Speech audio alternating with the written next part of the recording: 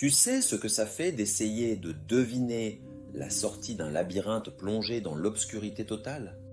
Tu avances à tâtons, tu t'accroches au mur, persuadé que tu te rapproches enfin du centre, puis, quand la lumière revient, tu réalises que tu tournais en rond depuis le début.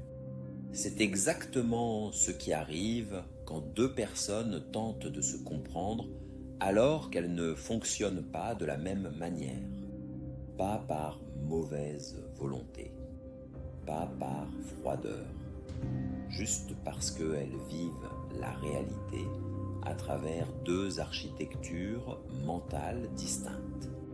On parle souvent de psychologie masculine, de psychologie féminine, comme si ces deux mondes étaient séparés par un océan.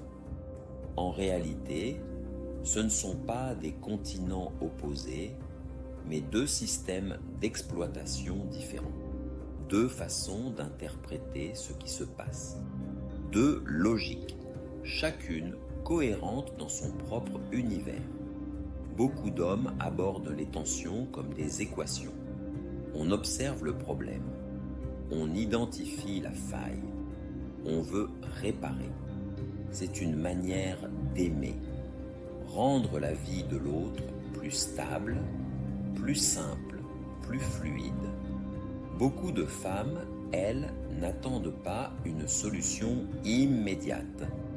Elles attendent une présence, une compréhension, un espace où l'émotion peut exister sans être corrigée. C'est là que naît le décalage. Lui croit offrir l'amour en apportant des solutions. Elle croit qu'on invalide son vécu en contournant son émotion. Ni l'un ni l'autre n'a tort. Ils ne parlent juste pas le même langage intérieur. Dans toute interaction, un calcul invisible se met en route. Pas un calcul froid ou rationnel, mais un instinct, une boussole émotionnelle silencieuse. Il analyse plusieurs variables sans qu'on s'en rende compte. D'abord, comment je me sens maintenant? Pas demain, pas après la discussion. Maintenant, dans cette seconde. Cette sensation-là oriente la plupart de nos réactions. Ensuite, qu'est-ce que cette relation nourrit en moi? Et inversement, qu'est-ce que je nourris chez l'autre? Tendresse, stabilité, énergie, sécurité, croissance. Une relation fonctionne comme un échange subtil de ressources invisibles. Troisième variable, comment cela me positionne aux yeux du monde? Parce que oui, même si personne ne veut se l'avouer, la perception sociale influence les dynamiques affectives. Ce que les amis voient, ce que la famille perçoit, ce que les réseaux reflètent. L'image devient parfois un troisième partenaire dans la relation. Et enfin, puis-je évoluer mieux ailleurs? Pas forcément trouver mieux. Juste, puis-je devenir une version plus alignée de moi-même dans cet espace, avec cette personne? Ce calcul ne fait pas de nous des êtres stratégiques. Il fait de nous des êtres humains, toujours en recherche d'équilibre, de sens, de cohérence interne. Ce que beaucoup appellent des tests ne sont pas nécessairement des manipulations. Souvent, ce sont des vérifications émotionnelles, des petites secousses inconscientes pour s'assurer que l'autre est vraiment là, pas physiquement, émotionnellement, que la connexion n'est pas un décor, mais une présence vivante. Être disponible pour tout, tout le temps, ce n'est pas aimer, c'est disparaître. Et quand on disparaît, l'autre finit par perdre la perception de notre valeur.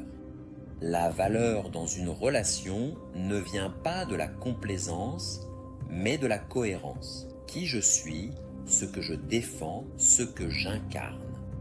Combien d'hommes ont déjà dit « Je lui ai tout donné, pourquoi est-elle partie ?» Parce que parfois, tout donner trop vite, c'est enlever l'espace où la relation respire. C'est transformer le mouvement du désir en quelque chose de statique, de prévisible, d'étouffant. Une relation n'a pas besoin de sacrifices héroïques. Elle a besoin d'énergie partagée, de curiosité réciproque, de limites claires, de cet espace subtil où l'autre ne nous possède pas, mais nous découvre encore et encore. Quand il n'y a plus de tension créative, il n'y a plus de désir. Les émotions, elles, ne sont pas des bugs à corriger. Ce sont des lexiques, des langages. Certaines personnes les vivent comme des signaux logiques, d'autres comme des vagues à traverser. Aimer quelqu'un, c'est apprendre à lire son océan sans perdre sa propre rive. La comparaison maintenant est devenue un poison silencieux. Elle a toujours existé, mais les réseaux l'ont amplifiée jusqu'à la déformation. On ne se compare plus à nos proches, mais à des fragments de vie parfaitement mis en scène, des sourires calibrés, des voyages découpés en vignettes, des couples qui ne discutent jamais en story, mais explosent en coulisses. Et sans s'en rendre compte, on commence à évaluer notre propre relation avec des critères impossibles. Les autres ont ça. Pourquoi pas nous? Une question qui ronge, qui déstabilise, qui éloigne de la réalité. Une relation saine n'est pas une relation où il n'y a ni test ni doute. C'est une relation où on peut traverser ces turbulences sans se détruire, où l'on reste soi-même même quand l'autre est différent, où la vulnérabilité n'est pas vue comme une faiblesse, mais comme un pont. Être ému sans être dépendant, être ferme sans être froid, être présent sans s'effacer. Les relations qui durent partagent souvent les mêmes fondations. De la clarté, on sait où l'on va, même si le chemin n'est pas parfait.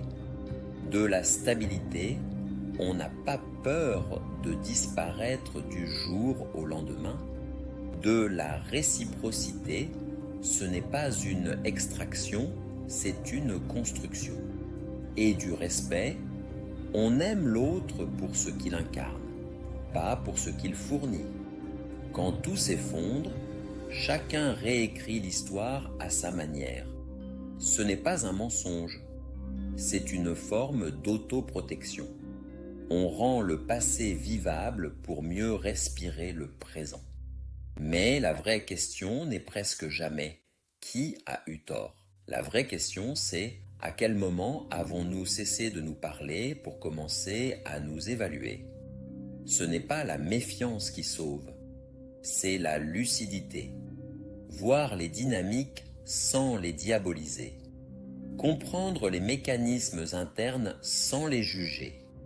Accepter que nous ne partageons pas toujours le même logiciel émotionnel, mais que deux systèmes différents peuvent apprendre à communiquer. Parce que comprendre l'autre, ce n'est pas le contrôler, c'est s'ouvrir à sa complexité.